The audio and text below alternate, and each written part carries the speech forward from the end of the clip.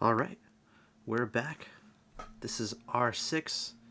This chapter is about factoring polynomials. Okay, so real quick, we'll start with a quick review of this concept of factoring out the greatest common factor. So if we had something like 4x plus 12 to start with, we want to break down each of these terms and we want to look to see what they might have in common. What's the biggest term that they're going to have in common? The greatest term they're going to have in common. This is going to be 4 times 1x. This is going to be 4 times 3. And we're going to purposely try to separate a 4 out of this 12, knowing that there's 1 from this 4x term. So obviously 4 is the term that they have in common.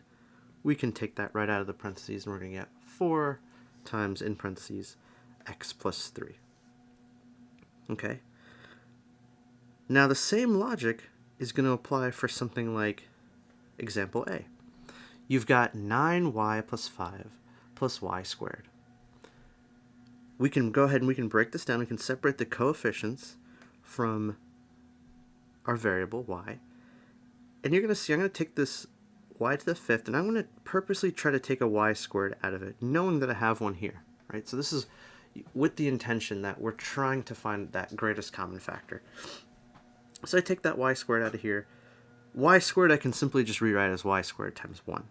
That's exactly what we do here. So we can pull out y squared from both of these terms. We're going to be left with 9y to the third power in the first term, and just that 1. And this is why it's important to write that 1. It's not that there's nothing here anymore. There is still that 1 that we were initially multiplying by. Okay?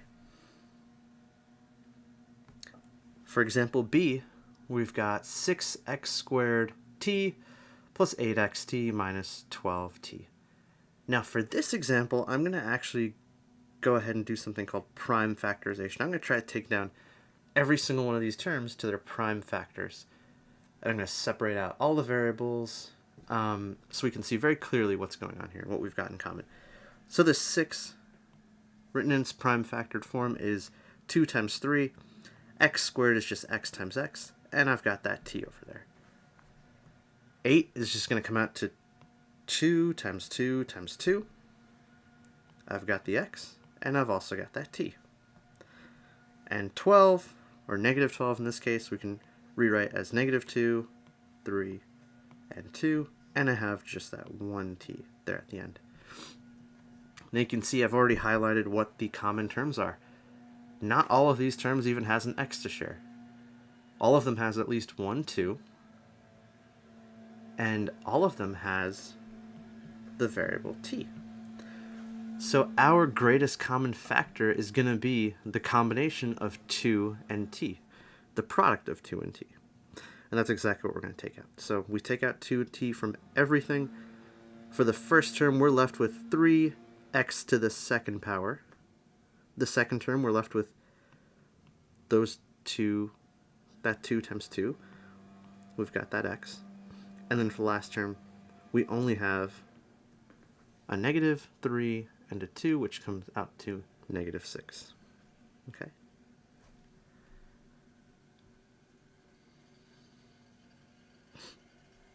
For our next example, we've got something a little bit more involved. We got 14. Now we've got this factor m plus 1 to the third power minus 28, the same factor, m plus 1 to the second power, minus 7 times this factor, m plus 1.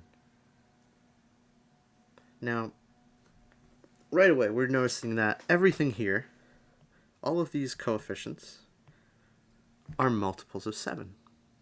So that's something we're going to keep in mind. We're going to try to factor out at least a 7. And every single one of these has at least one factor of m plus 1 to contribute, right, or to give away. So let's see how this looks when we break it down. So 14 is going to become 7 times 2. M plus 1 cubed is going to become m plus 1 times m plus 1 times m plus 1. That negative 28 is going to become negative 7 times 4. M plus 1 squared is simply 2 factors of m plus 1 multiplied by each other. And, well, negative 7 m plus 1 is quite literally just that, right? And let's not forget, there's actually still an invisible 1 here as well. Okay, so you can see I've highlighted we can take out a 7 from everything. We can take out one factor of m plus 1 from everything. So we go ahead and we do that. We're going to be left with this 2, these m plus 1s, which become m plus 1 squared, this negative 4, that m plus 1 stays, and now from here we've taken out both of the terms that were originally here, so the only thing that's going to remain is going to be that 1, and it's going to be paired up with that negative sign, so it's going to be negative 1, and that's what we've got here. Now from here, your next step, the only other thing you can really do is you can go ahead and you can expand inside the brackets. We can expand m plus 1 squared. We can try to find from here common terms and combine like terms to simplify this a little bit, clean it up a little bit.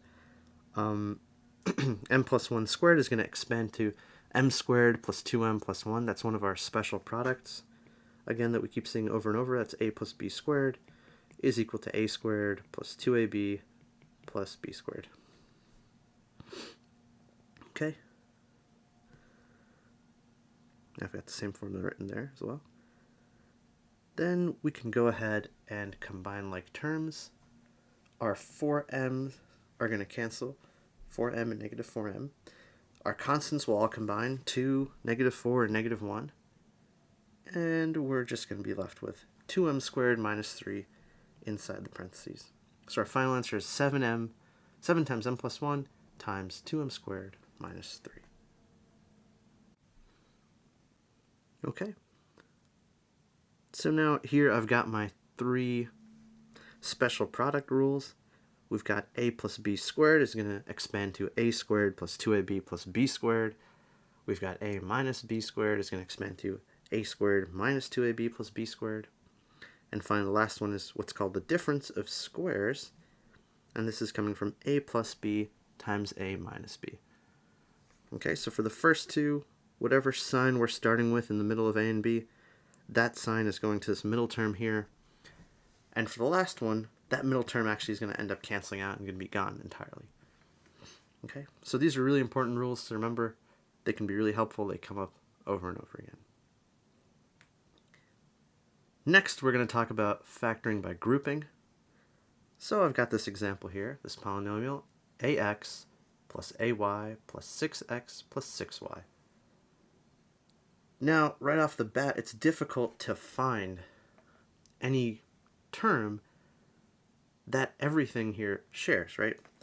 Not everything has an a, only these two have an a. Not everything has a 6, only these two have a 6. Not even everything has an x or a y. Okay, so we can see the issue here with trying to look for a greatest common factor between everything. However, what we do see is that the first two terms have an a in common. The second two terms share a 6 in common. Okay, so we can kind of draw this little set of parentheses here and create these groups that we can look at individually. Okay, now from that first parentheses, I'm going to take out that a. From the second set of parentheses, I'm going to go ahead and take out that 6. And what I see is, in both cases, I'm left with the same thing inside the parentheses, an x plus y. Okay. So you're left with the same term in each group. And this is a really good sign, because this means we can now factor this common term from both groups. Okay? And that's exactly what we do here. So we're taking this x plus y out from both of them, both terms, this blue term and the red term, and then that set of parentheses, we're just going to be left with a plus 6. All right, so let's look at example D here. So we've got mp squared plus 7m plus 3p squared plus 21. So again, we see the same issue. Not all 4 of these terms do not share any single thing in common. Okay, we've got 2 terms with p squared. We've got 2 different terms with m. We've got 2 different terms which share a 7 in common. 2 different terms that have a 3 in common. So we're going to have to go ahead and we're going to use grouping. So let's do that. So we draw our set of parentheses here. I'm going to group just the first 2 terms together to start with. They share an m. And I'm going to group the second 2 terms together. They share a 3. So that 21 is going to break down into a 3 times 7. Now from each one, I'm going to remove the common term. I'll have m outside, and I'll be left with p squared plus 7. And I can go ahead and I can take that 3 out. I'll be left again with p squared plus 7. And again, this is a great sign. This is telling us that we have successfully factored by grouping here, right? Because now we can pull out that p squared from 7 from everything, and we'll be left with m plus 3 in the other pair of parentheses.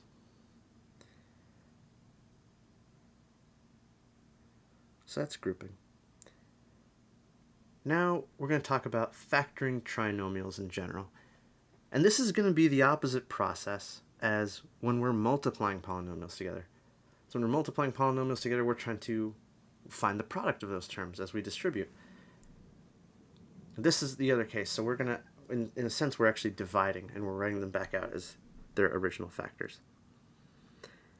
So we've got something that will really help with this. It's called the AC method. And this is based off the general form of a trinomial, or a quadratic trinomial. Okay, so we've got ax squared plus bx plus c. A refers to the coefficient of x squared, b refers to the coefficient of x, and c is just a constant that's been added on at the end. Okay? So let's look at our first example here. We've got 4y squared minus 11y plus 6. Our first step is going to be to try to identify what's a, b, and c in this case. Okay? So it doesn't always have to be an x. This is an example with y. The same rules hold, the same format holds. So 4 is going to be your a. It's the coefficient of the squared term. Negative 11 is the coefficient of the first power term. And do note that we're going to include the negative in there with that b. And c is the constant, positive 6. Okay. So the first step here is going to be to take your a and your c and multiply them. So we're going to go ahead and we're going to multiply 4 and 6. We're going to get 24. Okay, so this is where the name AC method is coming from.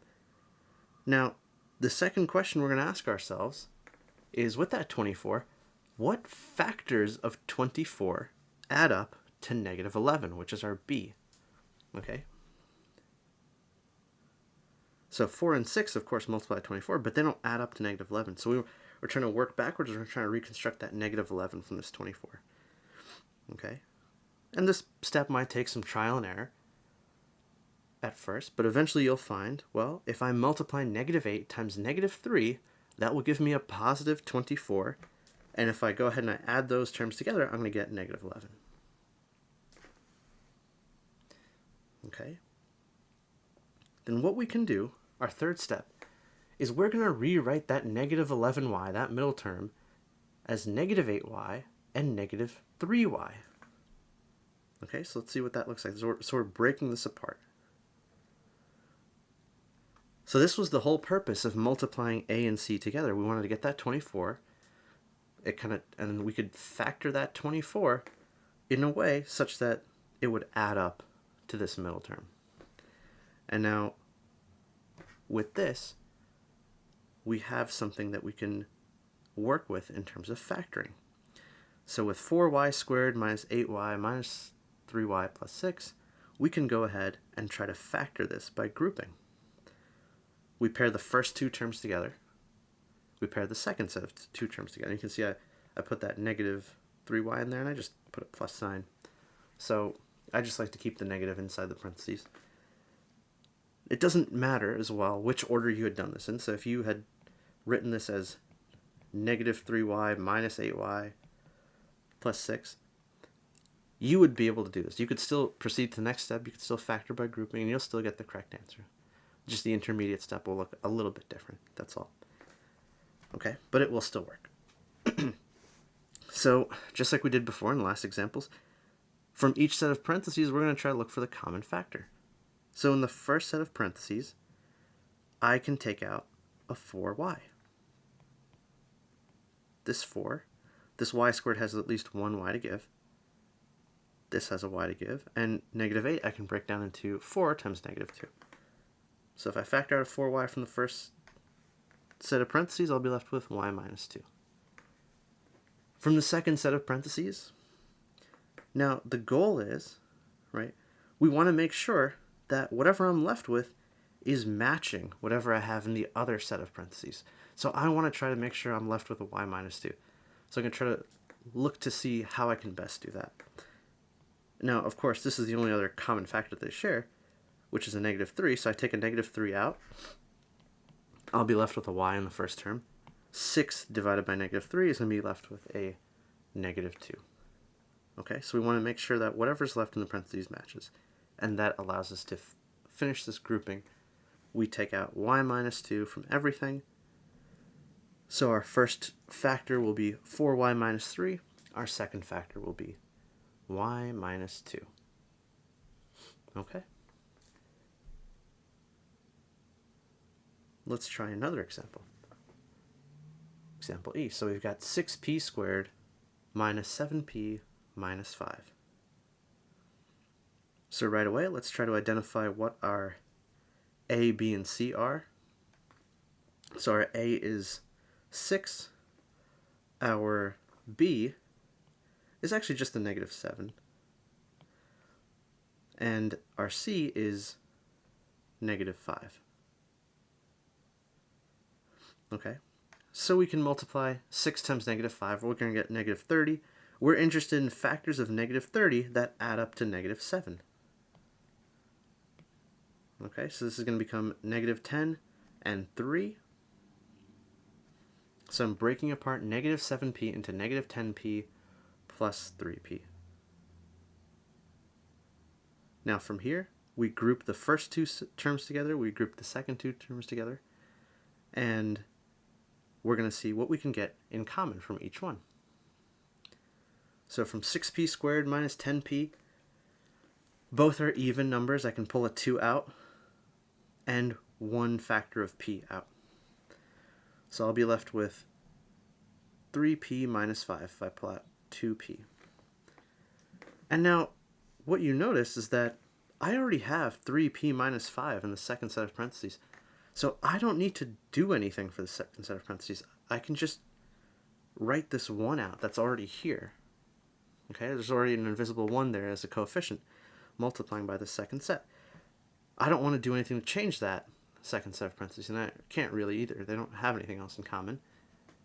So we're good. So we can just go ahead now and just pull out that 3p minus 5 from everything, and we'll be left with 2p plus 1 in the first set of parentheses times 3p minus 5. So that's the AC method. Okay. Next, we're going to talk about factoring binomials. So binomials were just when we have two terms added or subtracted together. Okay. Now we've got some rules. Now we've already seen the difference of squares. That's one of our special products from above. A squared minus b squared. Now, this is now in the other order, right? So we had originally presented this as a plus b times a minus b is equal to a squared minus b squared. Now we're kind of thinking of this it's the same exact thing, it's just written in the other order from the perspective of factoring. So if we're given a squared minus b squared, we want to look at this as something we can factor into a plus b times a minus b. That's the difference of squares. Now we've also got something called the difference of cubes. So if we started with a cubed minus b cubed, there's a formula for this as well. This one's a little bit longer, but it still works out pretty nicely, and it's very convenient to use. So we've got a minus b is our first factor. So this is going to match this symbol. And then we've got a squared plus ab plus b squared. So this is really similar to that a squared plus 2ab plus b squared that we had before from a plus b squared. But notice there's no 2 here. Okay? And the other thing that's really important to note is that when this is a minus, the first one is the same sign. This second one is actually the opposite sign. So even though it's a minus, this one's a plus. Okay, and the same pattern holds if we have the sum of cubes. So you cannot factor a sum of squares, with real numbers at least. So this is not something that's factorable, but the sum of cubes, for our purposes, is factorable. And it's going to follow a very similar pattern. So that first one is going to be just a plus b. These plus signs are going to match. And that second one is going to be a squared, this time minus ab plus b squared. So this is, again, the opposite symbol as whatever we started with. Okay? So let's see how we can apply these rules. So here I've got an example f, 4m squared minus 9. And the real trick here is being able to recognize that both of these are something squared. Okay, so 4m squared is actually, in parentheses, 2m raised to the second power. And 9 is actually just 3 raised to the second power. Okay, so within that parentheses, that's what we're going to identify as our a and b. A here is 2m, b is 3. Okay, because when we square this, it comes out to that. When we square this, it comes out to that. Okay, and don't worry about the negative sign. We can leave that outside. That's just part of the formula. That doesn't need to be part of our b. Okay. So now let's just follow the formula. So we've identified a and b. This is just going to become a plus b times a minus b. 2m plus 3 times 2m minus 3. All right. Next, we've got example G. So now, we talked about squares, we talked about cubes. We didn't really talk about 6th power and 9th power. However, if we remember our exponent rules from before, we know that we can write these. So if I have x to the a raised to the b power, I can rewrite that as exponent as a product of these two. Right? And it goes both ways. So if I have an exponent here, I can rewrite that with this set of parentheses. And that's exactly what we have to do here. We have to kind of think about this as, how do we rewrite this as something cubed and something cubed? And then we can go ahead and we can apply our rules, the difference of cubes and sum of cubes. Okay, so if I'm trying to cube something to get 8, I need to put a 2 in here. And if I've cubed something to get 6, that thing had to originally be raised to the second power. Okay, so I have 2q squared, all of it raised to the third power. So your a is at 2q squared inside the parentheses. And the same logic applies here. So if I have to cube something to get 125, well, I know that 5 cubed is 125. So that 5 is going to go inside the parentheses. And I have to cube something to get 9, according to our rule for exponents, power rule for exponents. That means that had to be a 3 to begin with. So inside the second set of parentheses, I've got 5p cubed. And that's going to be my b. Okay, and then we just apply the formula. Everywhere you see in the sum of cubes formula, an a and a b, we're going to apply these two. We're just going to substitute these two in here. So I'm left with 2q squared plus 5p cubed for that first a plus b portion. Okay. And for the longer part, well, I've got 2q squared in parentheses, all of it squared. That's a squared. Minus a times b. And then finally, plus b squared. And now what you can do is you can actually go ahead and you can simplify a little bit inside the second set of parentheses. The first set of parentheses is fine, it stays as it is. So you've got 2q squared plus 5p cubed. The second set of parentheses is going to come out to 4q to the fourth minus 10q squared p to the third power plus 25p to the sixth power. Okay, for our next part, we're going to talk about factoring by substitution. So let's see how this works. So we've got an example here, example H. 10 times, in parentheses, 2a minus 1 squared minus 19 times, in parentheses, 2a minus 1 minus 15. Now we could try to expand this all the way and see what we can factor at the end after combining like terms and things like that. But there's a much easier way to do this, and that's by substitution. So if we look at this 2a minus 1 term and actually think of it as just some letter, we could substitute it as u, where we say u is equal to 2a minus 1, and then we just rewrite this polynomial with u instead of 2a minus 1. And now we've got 10 times u squared minus 19u minus 15. And now this is just another trinomial that we can use the AC method for. Okay, so we go ahead and we identify that our a is 10, our c is negative 15. We multiply those, we're going to get negative 150. Now we want to look for factors of negative 150 that add up to negative 19. Through some trial and error, you're going to see that that's going to be negative 25 and 6, actually. Okay, so we write this as negative 25u plus 6u, and that's what we've got here. We've already put the parentheses around the first two terms, the parentheses around the second two terms. Now, from the first set, I can factor out a 5u. Both of these are multiples of 5. Both have at least one u. And I'm left with 2u minus 5.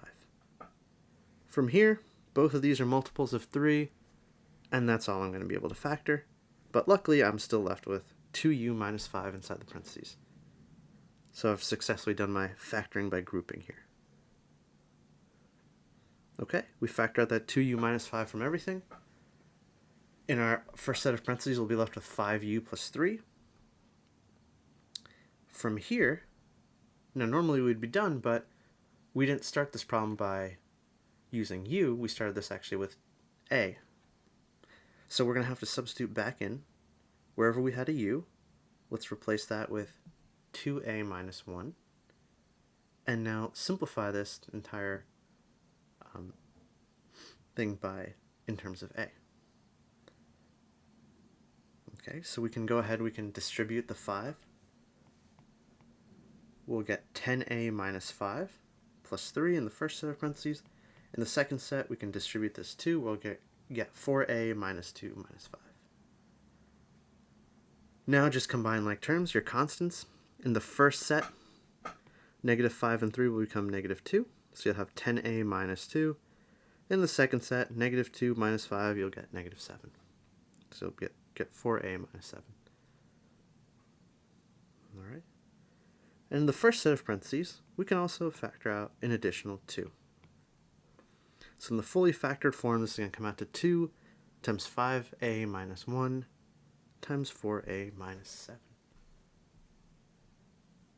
Okay, so even something that looks complicated like this, if we can identify the format, we can replace it to something we already know how to do. Reduce it to a problem we already know how to solve.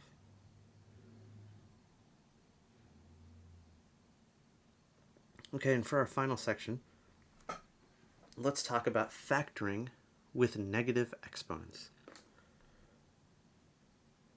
So in example I here, I've got y minus 2 raised to the negative 1/3 power plus y minus 2 raised to the 2/3 power. Okay, so the rules here are the same ones we've been using. So if I had something like a raised to the 3rd power plus a raised to the 5th power, I would look at these two and I would factor out the greatest common factor. In this case, the smaller of the two exponents. So I'd be left with 1 plus a squared. The same idea holds here. We're going to factor out the smaller exponent factor. In this case, the negative 1 is the smaller one. So negative 1 over 3. That's going to come out from both of these terms. So if I factor out this whole thing, I'll just be left with 1 in the first term. For the second one, I have to do the same thing I was doing in the other case, right? So if I had factored this a to the 3rd out, I'd have to subtract that 3 from my second exponent. It's the same thing I have to do here. So I have to subtract this negative 1/3 from the 2/3 that was here to begin with. And that's going to leave me with, well, just 1. So 2/3 minus negative 1/3. This negative and negative will become a plus. 2/3 plus 1/3 will just be 3/3, which is 1. So the exponent here is just 1. And now, inside this bracket, 1 and negative 2, I can simplify those two as negative 1. So I'll just be left with y minus 2 raised to negative 1/3 power times y minus 1. And that's it. That's how you factor with negative exponents. The same process. We just do our same subtraction when we're factoring out. Nothing special. All right. So that's R6.